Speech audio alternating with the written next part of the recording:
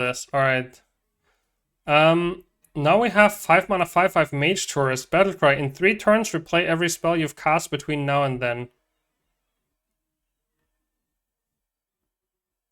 Wait, that puts things in a completely different perspective. In 3 turns, replay every spell you cast. I mean, that kind of makes this card a lot better. Just free armor, smiley face.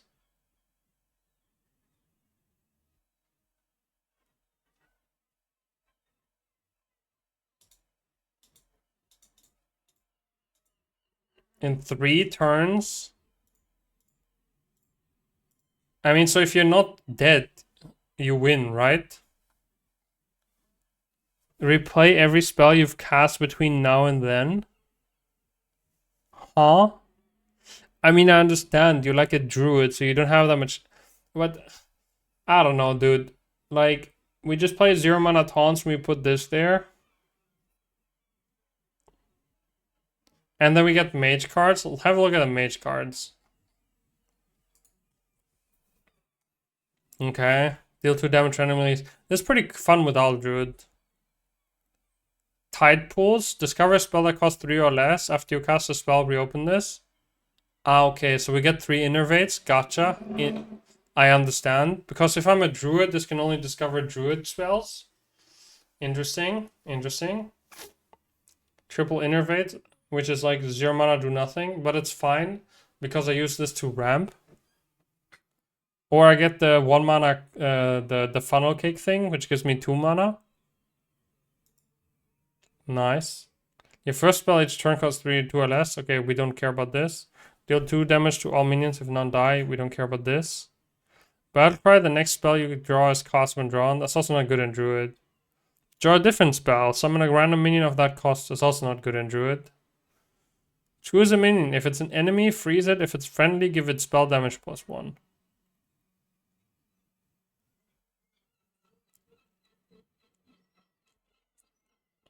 We don't terribly care about this either, right?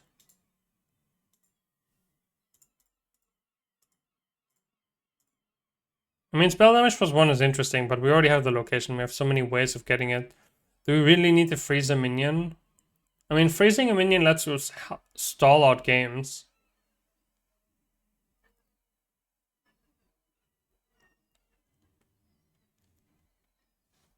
Hmm. 2 damage to all minions. I mean, swipe is just better, I think, for the most part. With all the spell power you have access to. This is interesting because it's like flexible. I really didn't like it in Mage, but I could kind of... I don't think it makes the spot in Druid either. But you might discover it every once in a while. Tsunami. Summon 3/3/6 water elementals that freeze. They attack random enemies. So I could recast a Tsunami potentially.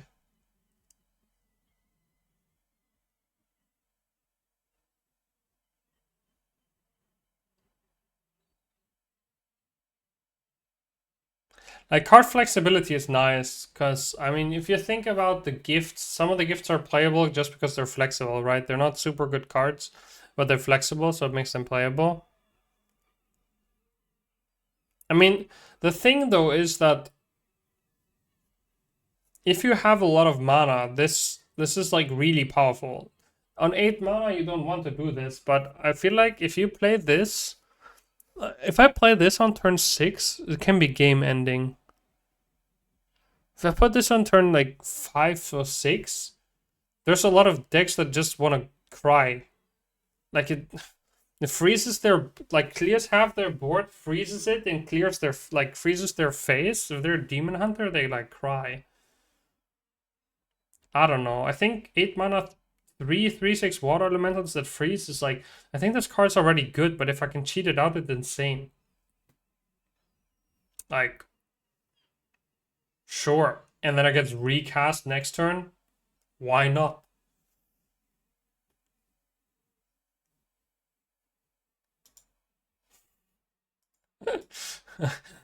I mean, it's really what's mega funny is like you can play the tourist and then you can like you get new heights after, and then you don't have like you have like 19 max mana or something. There's some crazy stuff you can do. Or you can play King Tide. Battlecry, both players' spells cost 5 until the end of your next turn. Sure, you can't play your Innervades, but...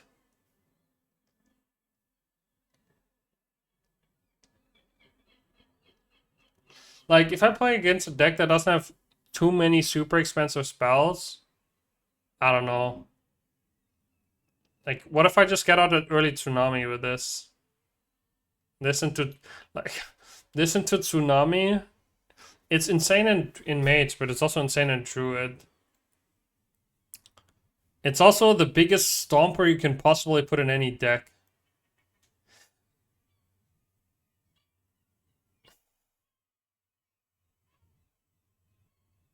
Does that mean you have 2 turns of 5 mana spells? I mean, technically, if you manage to get a 5 mana spell in the same turn as you play the King Tide, that means you have 2 and your opponent only has 1. Yes. I mean, it's pretty funny against Nature Shaman as well. I don't know. I have to say that Druid Tourist looks really...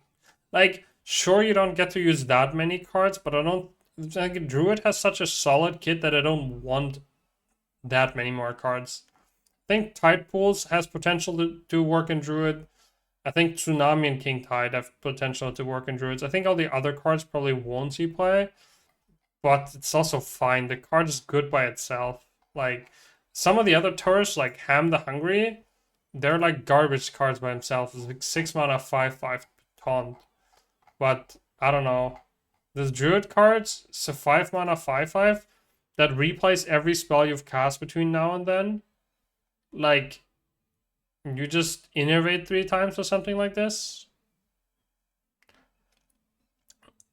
I mean, it looks pretty good. Druid will have an embarrassment of riches. It's kind of the question of what you want to play. Like, there's so many good cards in Druid that there will always be a good Druid deck. The question is like which of those really good cards do you put together? So if I had to rate the cards, I think Trail Mix, I think, is actually a 2. I was really excited when I saw it the first time. It's like Underload 2, but I think Underload 2 is not that great. I think Tortolan Traveler is a really good warrior card, especially with perspective towards Unkiliax. So I think this is a 3. I think Bouldering Buddy is... I know there's good ways for Druid to like increase their mana crystal, but I think the counter synergy with Flower Child makes this like not a good card. So I think it's a 1 and I won't see play. Unless it's discovered. Then we have Hiking Trail, which is discovered taunt minion after you gain armor, reopen this. I think this is a really good warrior card. I'm gonna give this a 3 as well, because just discovering like multiple dirty rats or whatever is like really nice. I don't see it. There's really good synergy in Dragon Druid with Vidal, which could make this possibly see some play, where you just fill out the curve for Dragon Druid nicely. But yeah, I don't know. Underload being like scary with Dorian. I think the most effective way for Dorian to still see play is like you jam Dorian early. But I mean, I guess the thing is you can like coin Trail Mix on 1, and then you Dorian on 2, and then your opponent has 3 mana and can't kill a 2/6, and then you win the game. So I guess that also works. Like this could be a way that you're just like, okay, I'm cheating out Dorian on turn 2 pretty consistently, and if your opponent can't kill it, they lose the game. One of the nice things though about Dorian right now is that you can usually hide it behind a 3/4 taunt. And that 3/4 taunt is like it's one